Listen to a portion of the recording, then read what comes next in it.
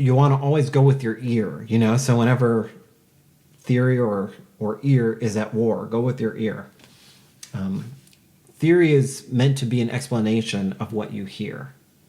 It is not the other way around. You are not supposed to hear something a theoretical way.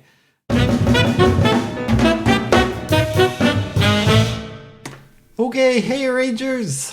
This week we have lots to cover, and it's a lot. You might end up wanting to pause it. You might want to rewatch things. I guess we'll see. There's a lot to go over. We're going to be talking about how to arrange the head of your chart. And because we haven't really talked about arranging horns or anything before, that means there's a lot to cover beyond just dealing with the head. The big thing I would say up front is what you'll be turning in on Monday is truly a draft. You know, I'd say try to make it good, but just get something turned in. Whatever it is, just plan that I am going to give you some feedback and suggestions, and you will need to revise it. And so this is really stuff you learn best by doing. I am going to be sending some examples of some charts for you to check out, so you can see what other people have done with how they write for horns. And I'm going to talk now about how to write for horns and try and cover a lot of ground. But you know, just do your best with it, but don't stress about trying to get something that's perfect, because no matter what, I am going to give you some sort of feedback that is saying ways you can improve on what you've got. And I'm planning on that. So you plan on that too. Just get something turned in, and plan that there will be revisions to make. The in head of your tune is kind of the main melody. So it's real important. And so it's also something that, you know, you're going to be spending extra time with. And I think a lot of times once we kind of have our, we've already got the roadmap, which is our plan. You've got your lead sheet, which is kind of the laying a strong foundation, and then getting a strong head is also sort of building on that foundation. So we're sort of doing this in an order, and then everything else is going to be branching from what we've got here. So as you write, in many ways, it will likely get easier, you know, or at least a lot of the decisions will have already been made as we get further into this. And this, for most of you, is probably your first time through this process. So just know that it eventually gets much, much, much0easier. But we're really taking our time with it so that you can get inside all of the different aspects of it. I am going to... I'm attaching some examples. There's some Art Blakey charts, some Horace Silver charts, some of my own charts, which I include because I'm able to answer questions about them. And I encourage you to go and listen to this music, see what's happening in the charts. And you don't have to check out all of them, you know, but maybe check out one of them and kind of get in depth. Feel free and ask any questions you have about any of them. But you want to see if you can think, well, why'd they make that decision? And see if you might get ideas about why you would make that decision that the arranger made in those cases. Okay, So we are writing for sextet. So for trumpet, either alto or tenor saxophone, and trombone are the three horns. And then our rhythm section is piano, bass, and drums.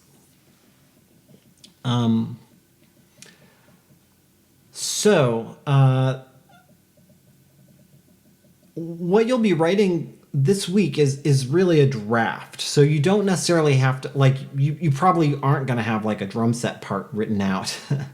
And your horns don't even have to be written on individual staves per se. If there's a lot where, if there's a section where all three of the horns are playing rhythmically in unison but different notes, you can just write chords on a single staff if they'll all fit. And for us, for this week, now again, it's all got to be handwritten. It's all got to be written in pencil. But I actually, for these drafts, I prefer you to write them in concert pitch. So, some instruments, when we go to give them their parts, we give them a transposed part. And it is good for you to know how to transpose the parts. But for me personally, I like to see things in concert.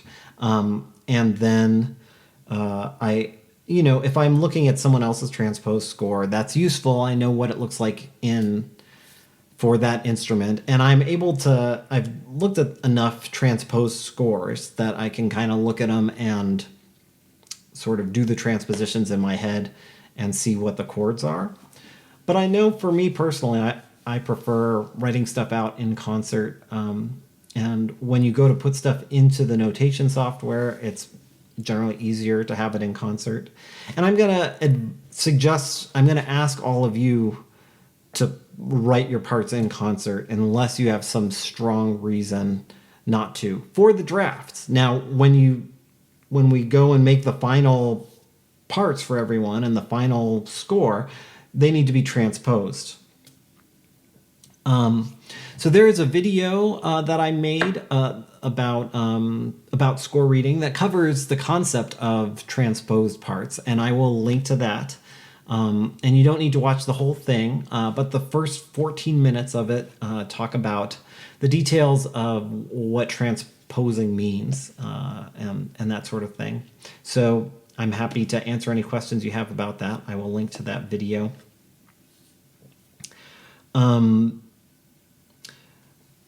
But what is more key, because right now we're not dealing with transposing, we're writing everybody in concert, but what's really important is knowing the instrument's ranges. So that's the first thing.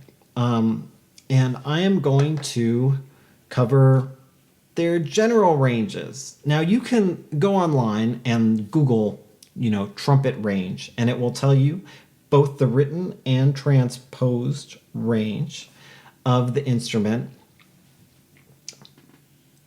Same with saxophones, same with any instrument. You can look up their ranges. But each instrument sounds different in different parts of its range. So while it's useful to know like what is inside their playable range, it also is good to know how the instrument sounds in that range and where you want their parts to be sitting. So one of the things, probably the first thing that you want to do is make sure that you have the instruments playing in a range that is going to sound good. So let me cover the ranges of these instruments. So first, we've got trumpet, and now they technically can go down to like in concert, I think it's like a low, I think that they go lower than you would ever want to hear a trumpet really play. I want to say like a low F.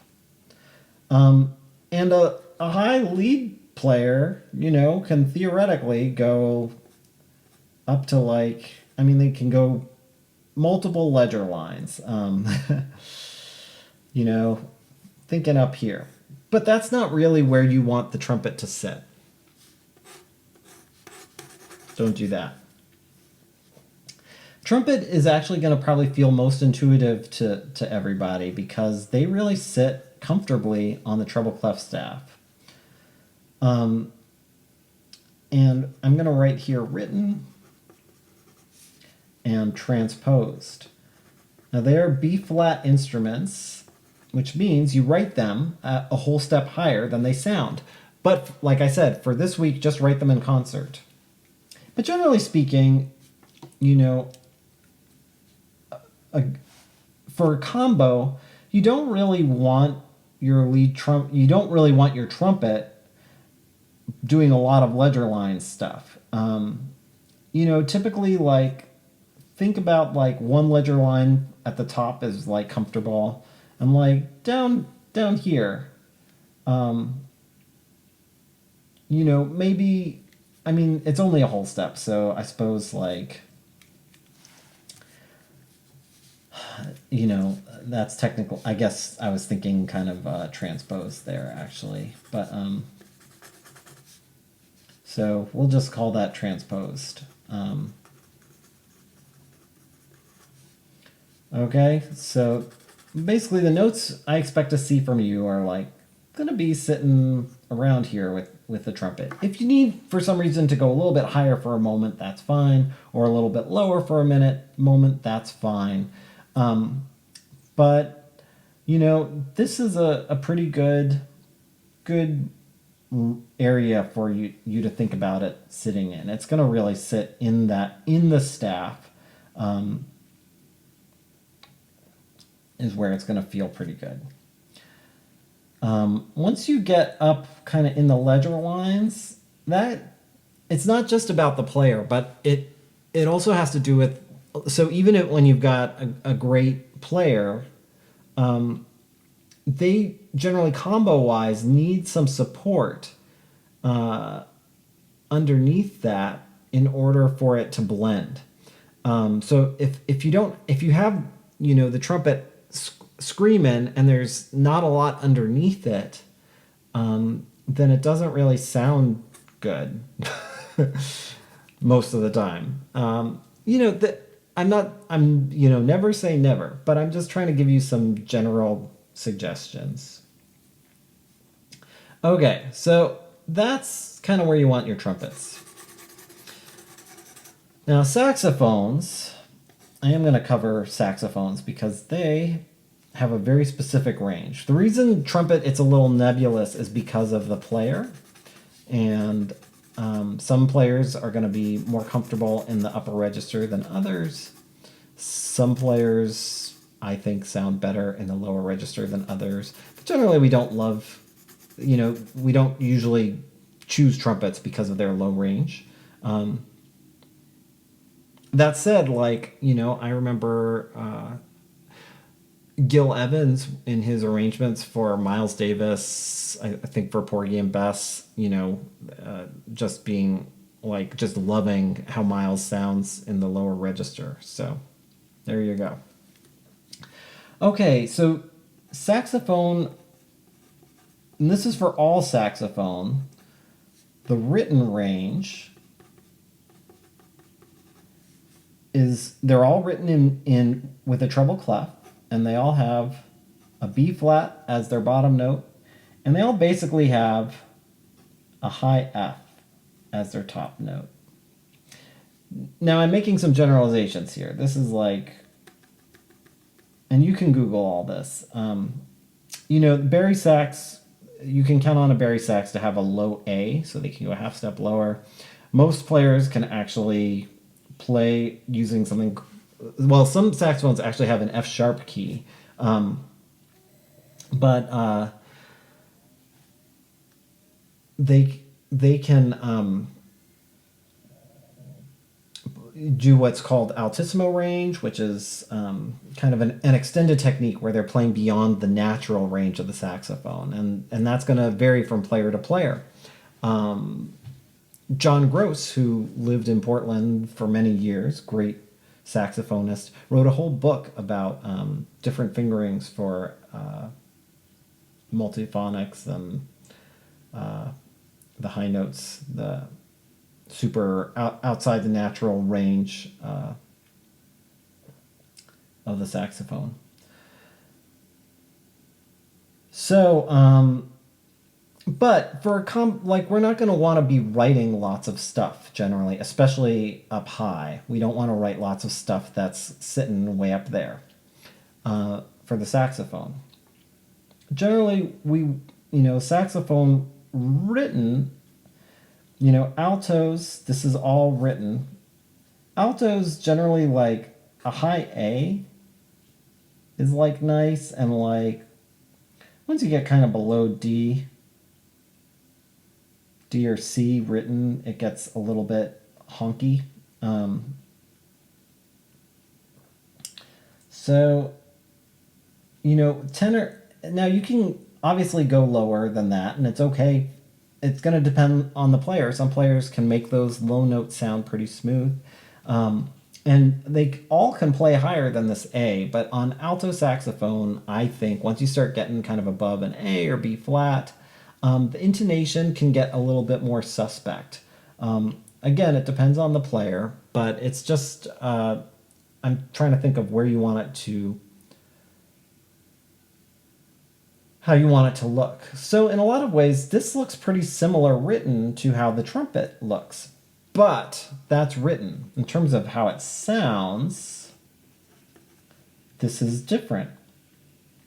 So for alto, that written A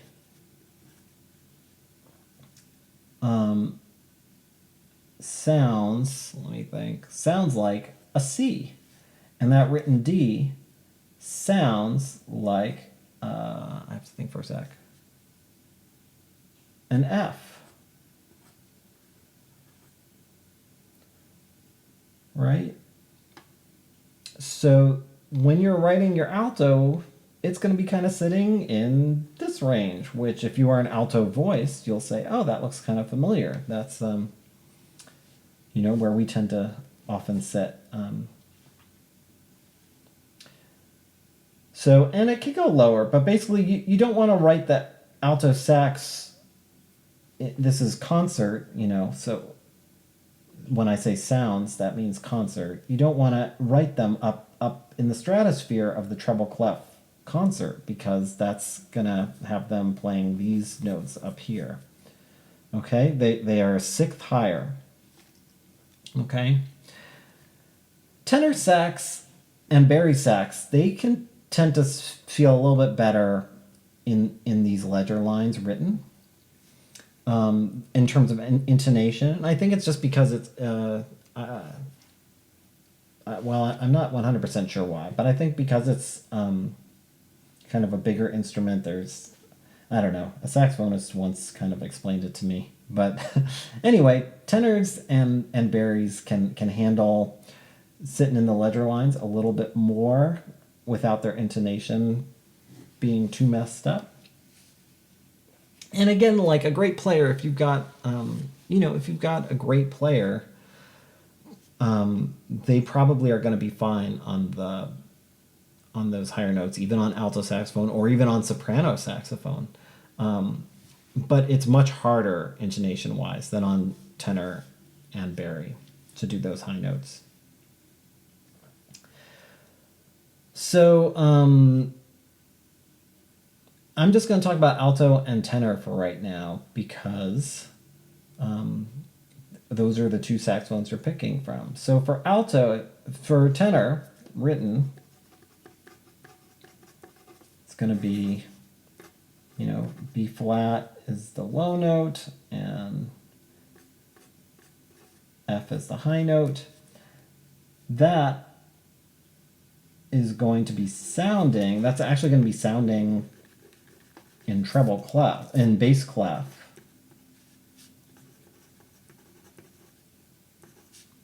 Low A flat.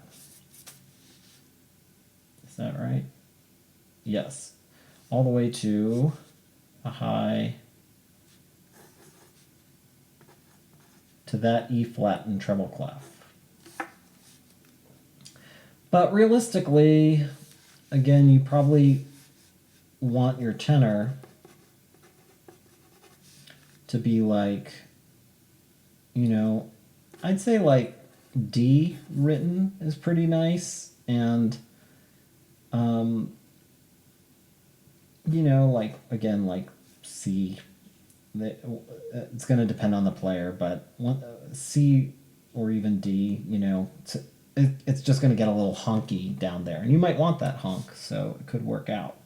But that's going to be sounding between this B flat, and that D is going to be like that C. So it's actually a very similar range as the alto saxophone in some ways, in terms of the high end, in terms of how they sound.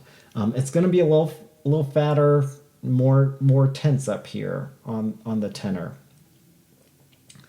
It's going to be tougher for them to play that delicately up high. Anyway, range is a big thing to think about. Now the last one. Okay, so this is kind of where they're. So I'm just going to tell you as something to look out for. Most people, if you haven't written for saxophone, your tendency is going to be to write them too high in the combo. So just be aware of that. Like, you know, as a good guide, try not to write them like above C in the middle of the treble clef for written.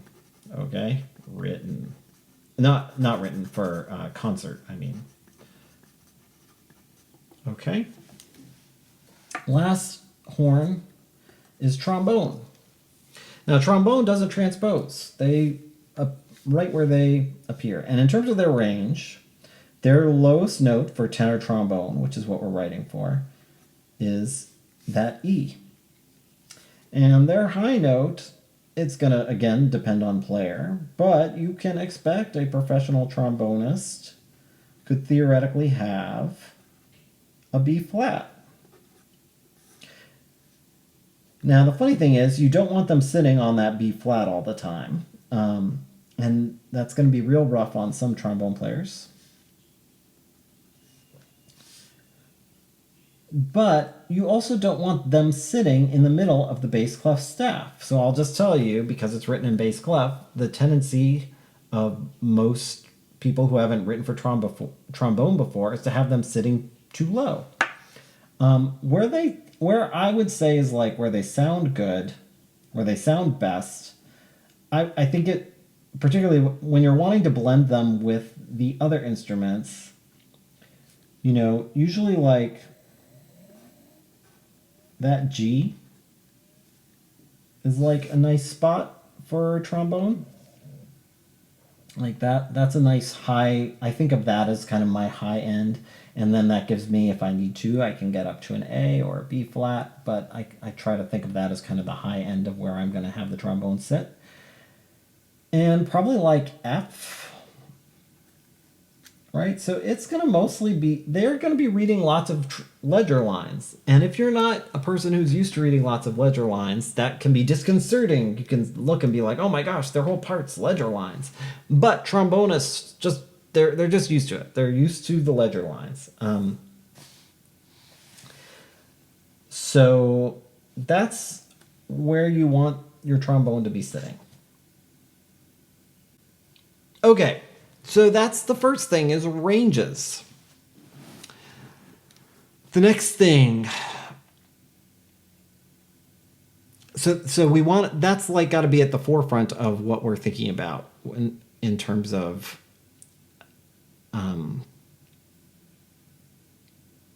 choosing what notes they'll play. Now, a nice thing about three horns is you're either going to have all three horns playing the melody together. This is most of the time. You'll either have all three horns playing like the melody together, and in which case the whoever's playing the top, which is probably going to be trumpet, they'll be on top, and then you'll have two different notes below that.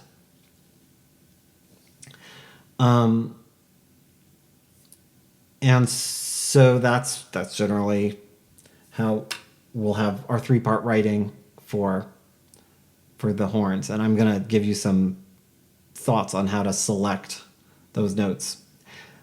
The other options you end up having is you can have one person playing the melody and two other people playing like some sort of counterpoint. Maybe they're playing chords.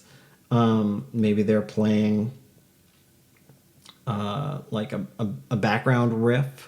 But they're doing something harmonized. So you have you have one person on the melody and two people that are playing something different in harmony. Or the third option is you have two people doing the melody, and generally you're doing that in harmonized, so it's like the melody in two part. And then the third person is doing some sort of a counterpoint.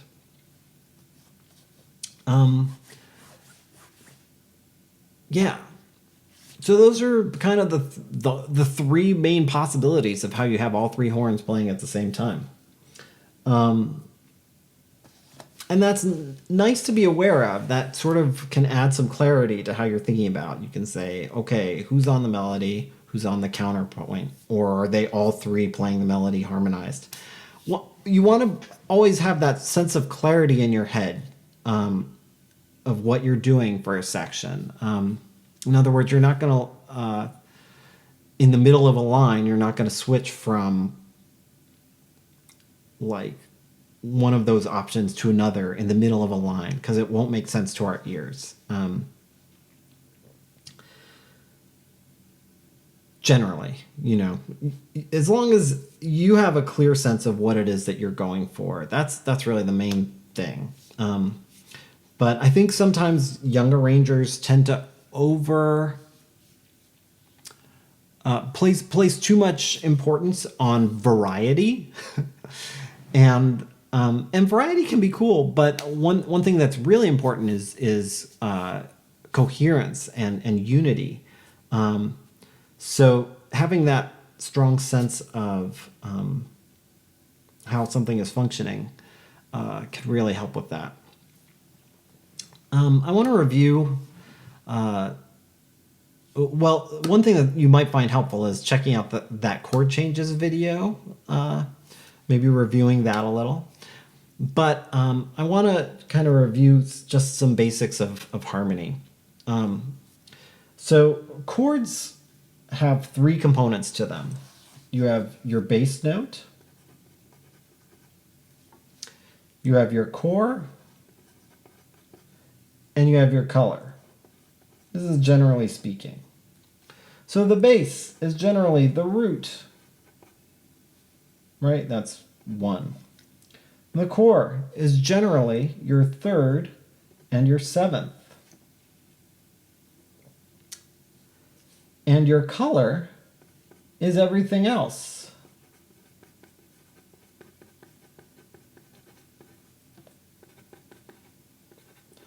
So between the bass and the core, you can tell what kind of chord it is. So here's like a root, here's a 3rd, here's a 7th.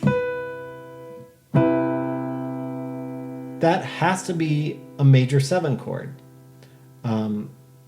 If I change one note,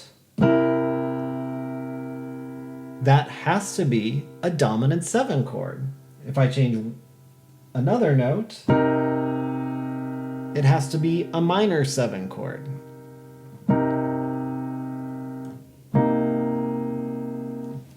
Right? Now, the color is where so much of the character comes. So when we're talking about color, that's generally speaking like our 9s, our 11ths, our 13ths, and our 5th is a color. It's generally not like the most colorful color, but it is a color tone. And sometimes it's what we want. I also want to cover the common chord colors, and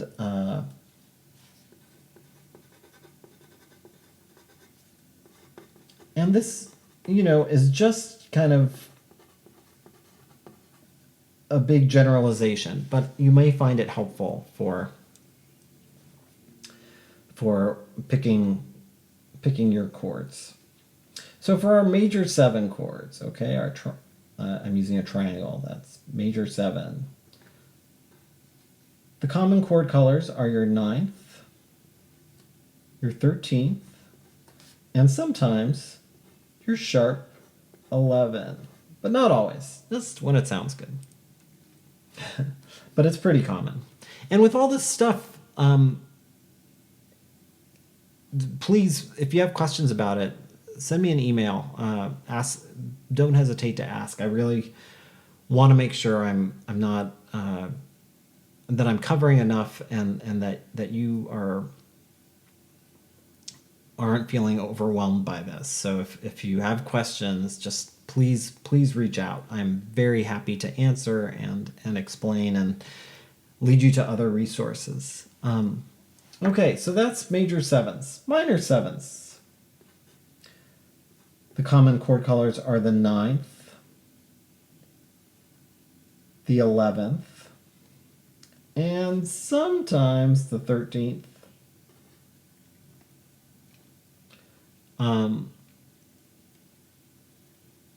But again, it's kind of like the sharp 11th when you want it, you know. Then here, I'm going to move past this staff. The half diminished. So with half diminished, we actually often will double the root on those. You know, sometimes the 11th can be cool on a half diminished. And sometimes even the natural 9 can sound good. Don't use the flat 9. Don't use the flat 9. You can use the flat 9 in terms of like linearly over a half diminished chord. But when you use a flat 9 as a chord color that you're sitting on, it's not that it sounds dissonant. It just sounds kind of wrong, or like a different sort of chord. You know, there's already a lot of tension on a half diminished chord. So generally, you don't, that's why we often will double that root if we're wanting to do that. So like here's a half diminished chord. Now here it is with the 11th. Ooh, I like that. Here it is with the doubled root. And the reason you'd want to double the root isn't because you want to emphasize the root, but just for voice leading, potentially the next chord, you would want it to move somewhere different than where the bass is. You know, so you know. Oop. Okay, so here's our half diminished, so it's 1, 7, 3, flat 5. Here it is with the natural 9. And sometimes that's like the best sound in the world. If you think of a tune like Joe Henderson's Inner Urge.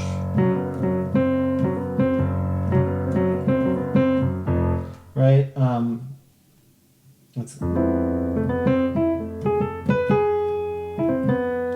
That's a cool sound. But let me get back to, here's our half diminished. We don't want the flat 9 on it.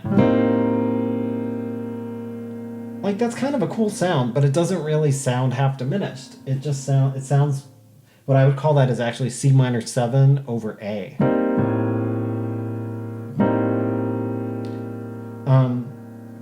So if that's what I really wanted, if that's what I was hearing, I would call it C minor 7 over A. I wouldn't call it half diminished flat 9. And if that was like too much theory for you just now, don't worry about it. It is okay if that, you know, it's okay if you didn't catch all that. The last kind of chord we've got are dominant 7ths.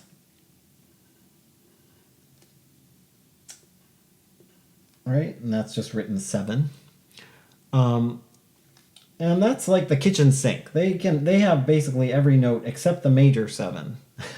So you can have your flat 9, your natural 9, your sharp 9, You can have your sharp 11, which is the same as your flat 5. You can have your flat 13. You can have your 13. You can make them into sus chords. So that means playing the 7th, or I'm sorry, it means playing the 4th instead of the 3rd. And the 5th is technically a color on dominant 7ths. It's often not super desirable. To me, that's probably where they bug the most.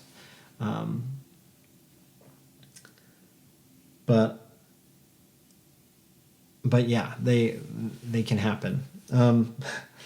Although they're nice on sus chords. On sus chords, the 5th is nice.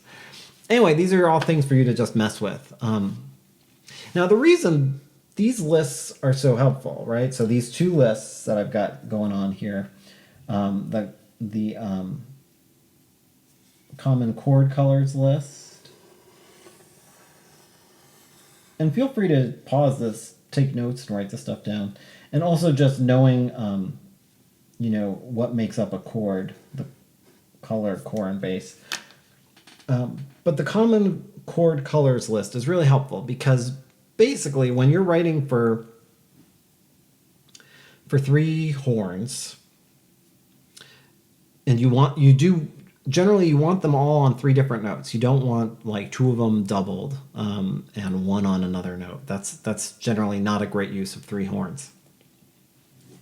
And it's gonna usually not sound super well balanced. Sometimes it'll be okay, but it's not desirable.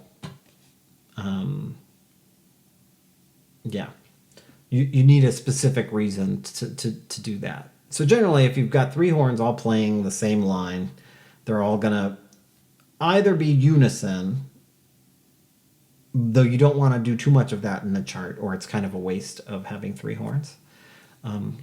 Or you're gonna have them on 3 different notes. Now, the top voice is generally going to be the melody.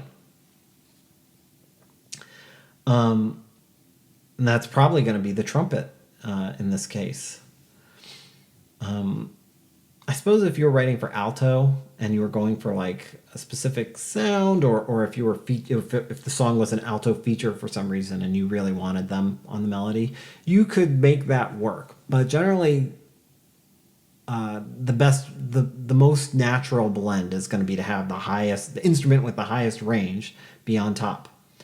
That said, sometimes you want to get at some unique sounds. Ellington often would play with that. Have the Barry, have Harry Carney sitting like a half step above the second tenor. I believe, I could be wrong. But I mean, I know that Ellington did play with like who was on top sometimes, or at least, yeah. So like Barry sax was often yeah. So like for instance, Ellington would have like this as lead alto, second alto, first tenor, second tenor. Okay, so that's a C triad, and then the Barry on a D flat. And it was partly to get that sound of Johnny Hodges and oh my gosh, Jimmy Hamilton, and then having that tension with Harry Carney sitting like a half step above Jimmy Hamilton. So the Barry half step above the tenor.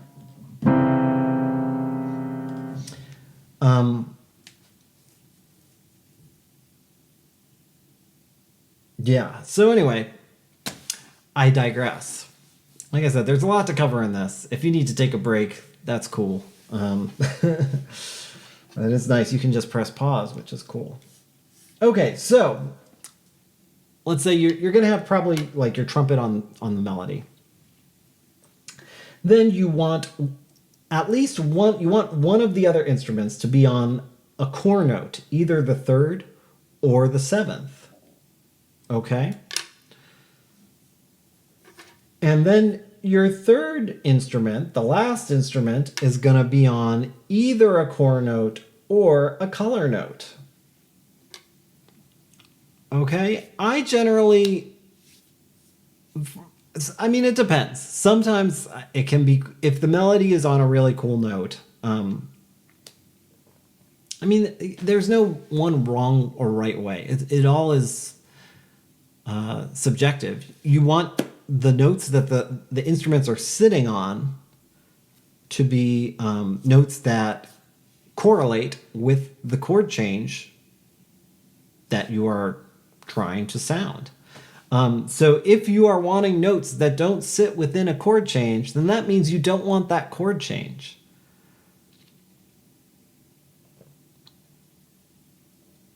So that might mean you want to reharmonize for that moment.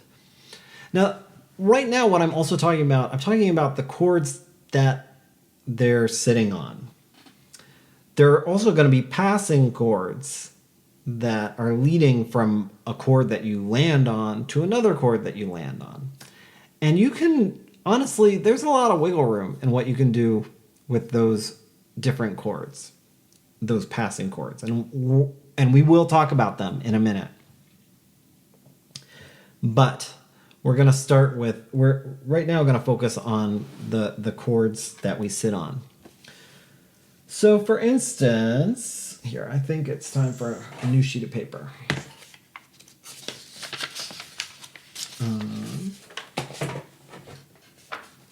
All right. So for instance, let's say we have, for our melody, let's say we have, the chord is, let's say, D flat major 7 sharp 11.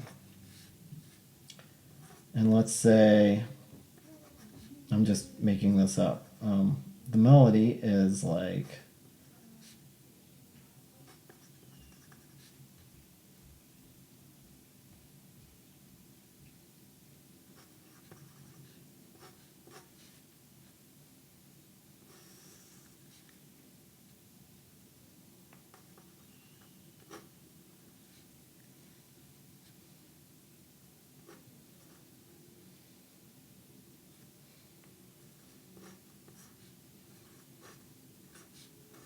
and let's do a new chord change here. How about let's do C minor 11 there.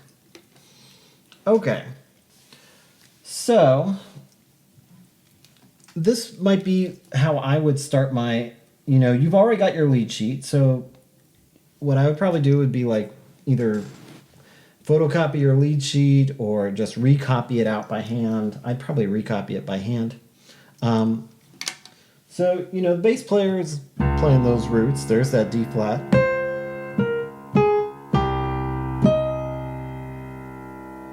Okay, so let's say that's the trumpet part.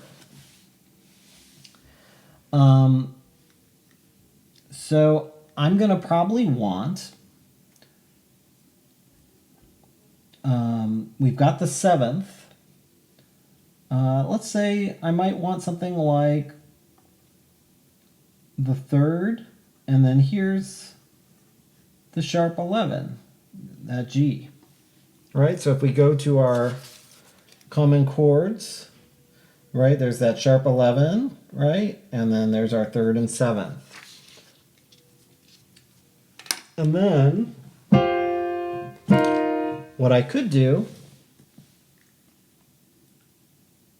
I might, on this next chord, I'm going to maybe hold that same shape. So the melody's moving down a whole step. I'm going to move my horns down a whole step. And I'm thinking that, by the way, that G is, let's say, a tenor or an alto. That's a saxophone. And that F is a trombone. And I'm going to keep going with that shape. Because why not? Right, so in the case of this last chord, here's why I might not want to.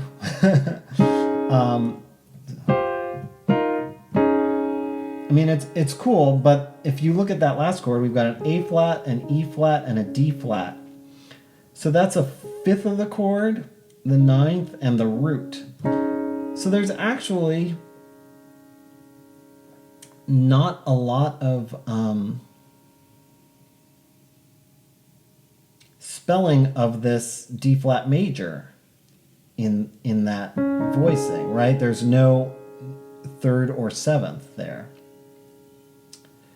So that's a reason I might not want that. But it is, like I said, this is a passing chord. It's not really something we're sitting on. We're about to land somewhere else. So maybe I might want to keep that shape going. Let's see what this tune, how this tune comes out. And if I keep that shape going, then again on the C minor, on this first chord, we're not really spelling the C minor, though we're not clashing with it. We've got the root and fifth, and then a ninth. But to me, that means that the next note needs to really spell the chord. So I might do like the seventh and the 11th.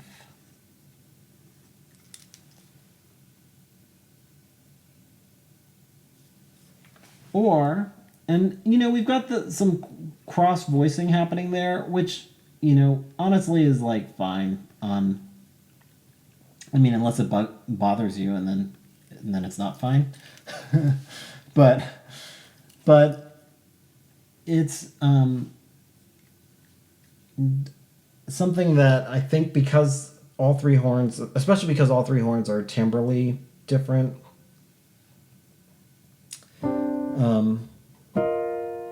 it doesn't really bother me. But I might want to feel that spread even more. And maybe it does bother you for some reason. So the other way you could do it is then we could drop that B flat that I first had there down an octave.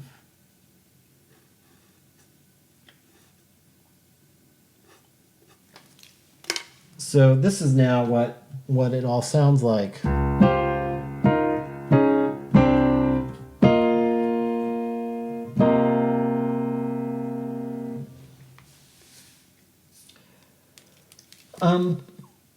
Now, I really didn't have to do that with like, there's a zillion ways I could have done this, and they all would have been fine.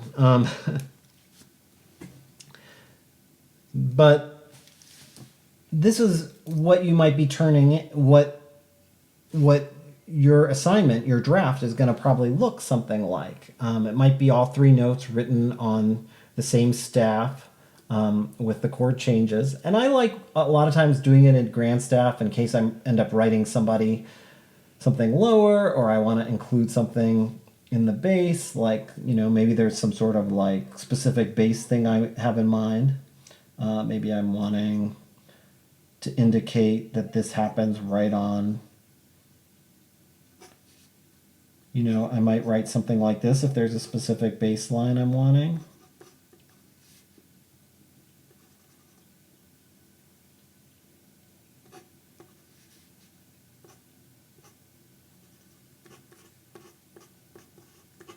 I don't know. But this is kind of what your draft is going to look like, most likely. And then, you know, later on when you have it more finalized, and it's going to be in pencil so that you can adjust it really easily. Later on, you might decide, when you've kind of got it together, you know what you're wanting, then you throw it on the computer. And then you can deal with getting it all to look nice and seeing the individual parts. Now, if you have lots and lots of counterpoint happening, then you're going to want to write the horns on all different staves, so that you can have that freedom to have to be able to see the different lines without them smacking into each other. But yeah. Okay, last thing, let's get into these passing chords. So a good way to think about it, by the way, just to sum up what we just talked about, the chords that you land on, they need to match whatever the chord change is. And you're going to have one note on the melody, and then at least one of the notes in the chord of the three that you pick generally needs to be a third or seventh.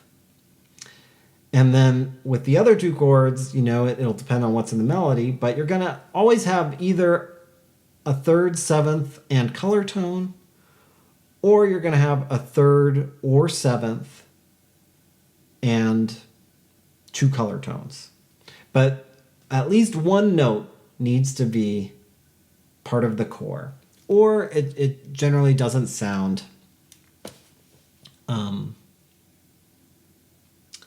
like the chord. If you are not wanting the third or seventh in your voicing that you're sitting on, then that probably means you want a different chord change than what you have written. One other thing just to consider, a lot of young arrangers or a lot of new arrangers tend to want lots of triadic structures in their chord changes. You'll notice none of these structures here are triads. And triads can be cool, they can be okay, but they can also, I won't say I never write triads, but usually if I do, I'm going for like some sort of polytonal type of thing. But usually some other sort of three-note shape, three-note voice feels a little, I don't know, more colorful, more a part of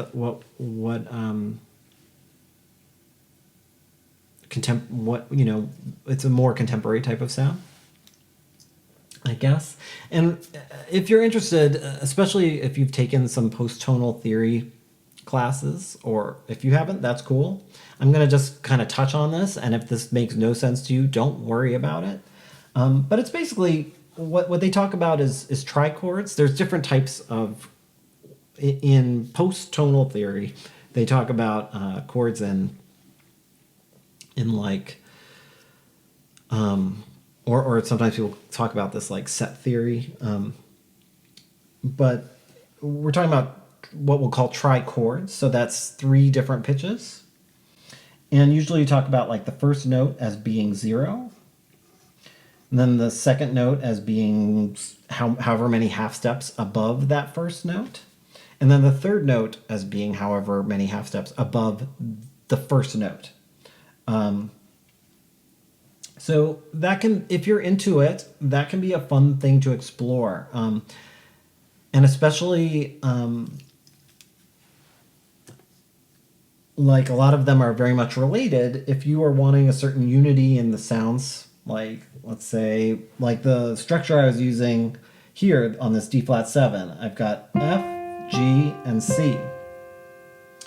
So we could call that a 0, 2, 7 trichord, right? Because from F to G is 2 half steps, and from F to C is 7 half steps.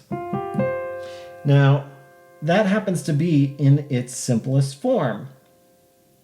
But like, let's say I take the C down an octave, then it's a 0, 5, 7. That is not in its simplest form, but it's very obviously it's related to this. It's just an inversion of this. I'm not going to go too hardcore into all this, but like, let's say we did another, let's say we did G, C, F. That's just stacked fourths, is a way we'd look at it, but it could be called like 0, 5, I have to think about it this way, 10, 0, 5, 10. Right, but these all reduce down to 0, 2, 7. And so that's kind of nice to know if you're wanting certain unity in your chart, then, and this is just the example I'm using, but sometimes you can find, especially when you start dealing with like half steps, the inversions of some of these things are oftentimes maybe slightly less apparent. So like one of my favorites, let's take, and this is trichords, but if we were dealing with four horns, we'd be dealing with what they call tetrachords. So that's four notes. And it goes, you have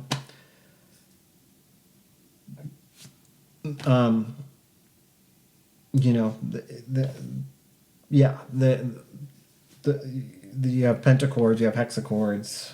I think there's lots of different ways of naming them, but this is just a way of looking at intervals, but not thinking of them in terms of major or minor seconds, but rather. Wait, I'm covering a lot. Sorry. If this is over your head, don't stress about it. Just like maybe I'm just planting a seed of an idea that at some point you'll like a light bulb will go off and say, "Oh, I know what he was talking about." Or maybe you'll be studying this in the future, and you'll say, "Oh, I can apply this to writing for combo." But real quick, since I mentioned it earlier, that song. Inner Urge, right? So that's so in the melody, that's a really cool example. The melody of that tune. This is kind of a tangent, but may as well. So the melody of that tune starts on F sharp, B, and C.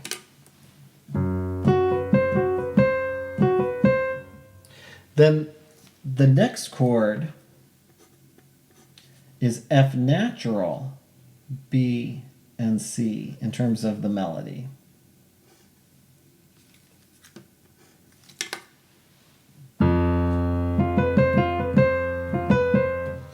So dig, these are not the exact same trichord, right? There's a half step difference here, but they both reduce down to the same trichord. So if we look at this, B, C sharp, B, C to F sharp, well, from F sharp to C is 0. Well, we put it in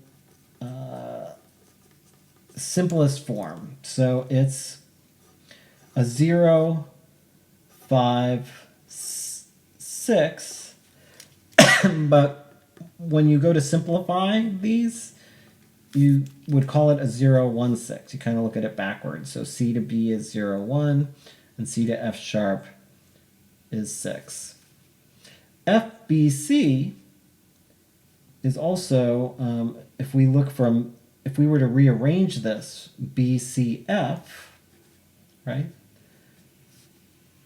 That's B to C is 0, 1, and B to F is 6.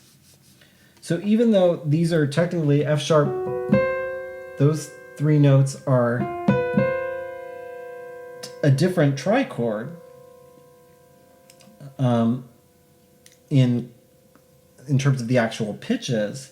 In terms of when you simplify the trichords down, they are the same. And that whole tune is really based on that. Let's see if I can play it.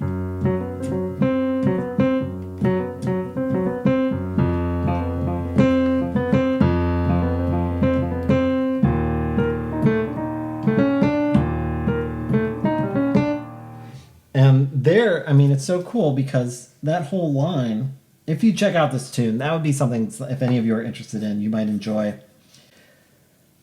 Like just checking out this whole tune, analyzing it in terms of set theory. It goes ba da da, ba da da, ba. Now here, this is so cool. So this line,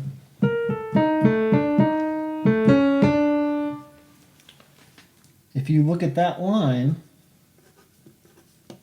in terms of these things. This is a 0, 1, 0, 1, 6, 0, 1, 6. They're all the same 3-note things, except for this one. This one is almost that, except it only goes to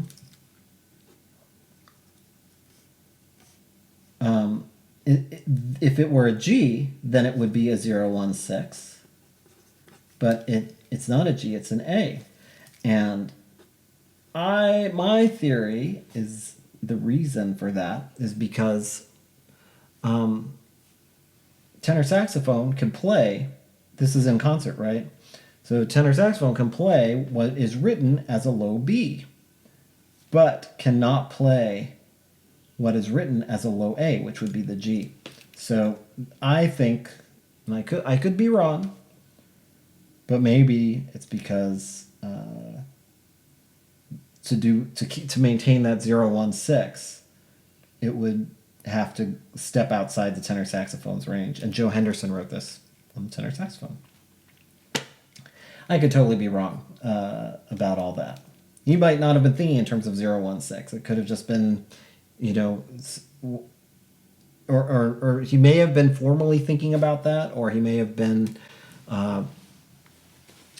thinking about it in a less traditional way. Most composers, that tend to not get too strict on this stuff, but rather use it as like kind of something to think about. But you want to always go with your ear, you know. So whenever theory or ear is at war, go with your ear.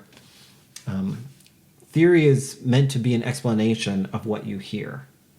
It is not the other way around. You are not supposed to hear something a theoretical way.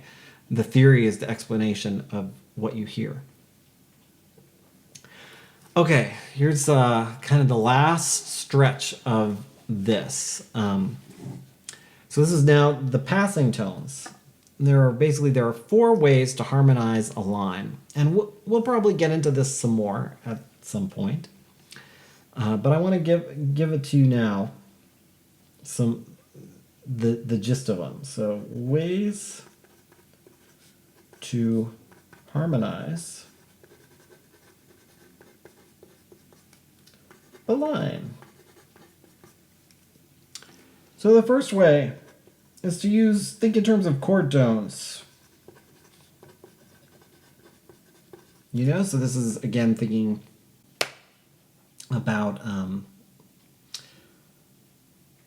you know, you're having a note of your core, and you know, so in other words, thirds, sevenths. If you see C major 7, you make sure that you're going to have a note of your core in there. And by the way, you're mostly not going to have the root in your voicing, because your bass player is generally going to be on the root, and you don't want to double the root. It doesn't really, for the most part, it doesn't add to the color of our sound most of the time. You know, so obviously if you're writing triadic music, if you're writing a gospel tune, then yeah, you're going to probably, if you've got 3 horns and and it's a gospel tune, well, you're dealing with triads most likely. I'm talking about you know, like traditional gospel. It's going to be more triadic, or a rock tune will probably be more triadic. So yeah, if you only are dealing with 1, 3, and 5 of a chord, then those are what you have to deal with. But when we have all these colors, and that's what we're after, you know, the upper extensions of the chords, then that we want to have more of that. Okay, the second way to harmonize a line is, let's see, I don't know how visible this is. Well, I think it's close enough. Diatonic 7th chords. Right, so that's, if you're in the key of C major, then that means for one of your passing chords, if you've, or not even just if you're in the key of C major, if you're momentarily in the key of C major, if you're playing a C major 7 chord, then perhaps on one of the passing chords, for that moment, you might be on a D minor 7 chord, or another chord, another 7th chord that is common to C major. So, like here's C major 7. Okay, I've just got 1, 3, 5. So I might think for a sec D minor 7. Something like that.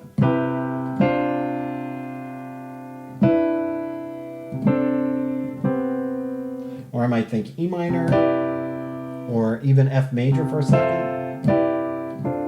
Right, so using other chords that are in the same key as the main chord you're wanting to land on.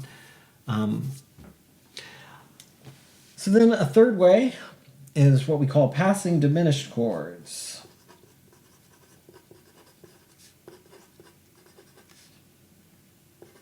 So passing diminished 7th chords. So, that's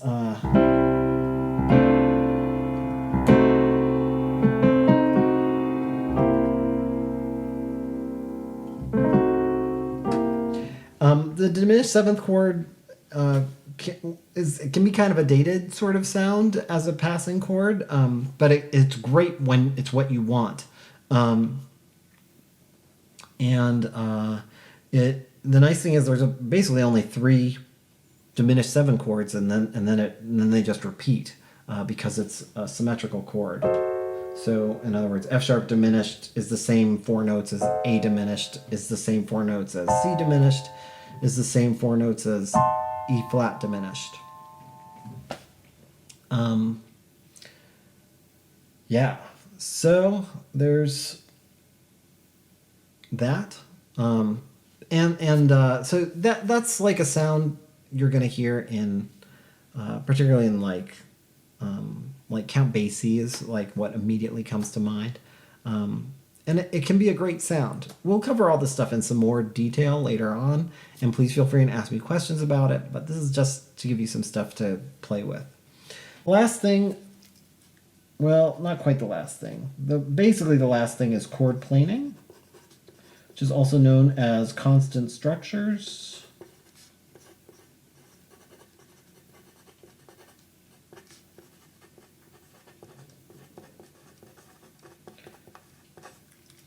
So that's kind of what I had going on up here on my D flat major 7 sharp 11. I was maintaining that same shape. Right, all of those are the same structure. It's a, from top down, it's a perfect 4th down and then a major 2nd down from there. It's a, it's the 0-2-7 trichord. So where that can get really fun is, especially if you're stepping outside the key chain, the key.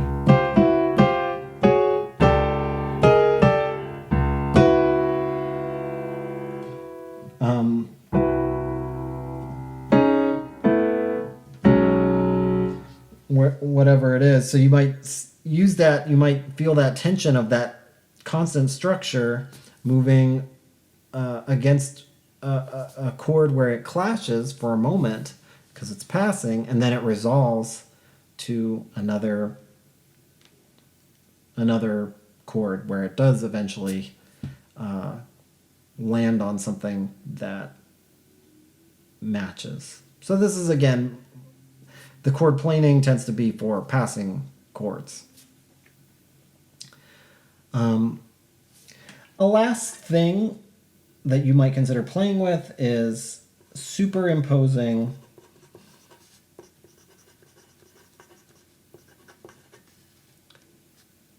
cycles. If you are used to common chord cycles, and I don't know if I've given you guys a sheet on that. If not, let me know if you want one. I'll send you a sheet of common chord cycles, but it's basically the 2 5s and 2 5 1s moving down by half step, moving down by whole step, moving around the circle of fifths. And that's another way you can harmonize a line, like kind of throwing in a quickie 2 5 1 like from a half step above. So for instance, if you're doing Autumn Leaves,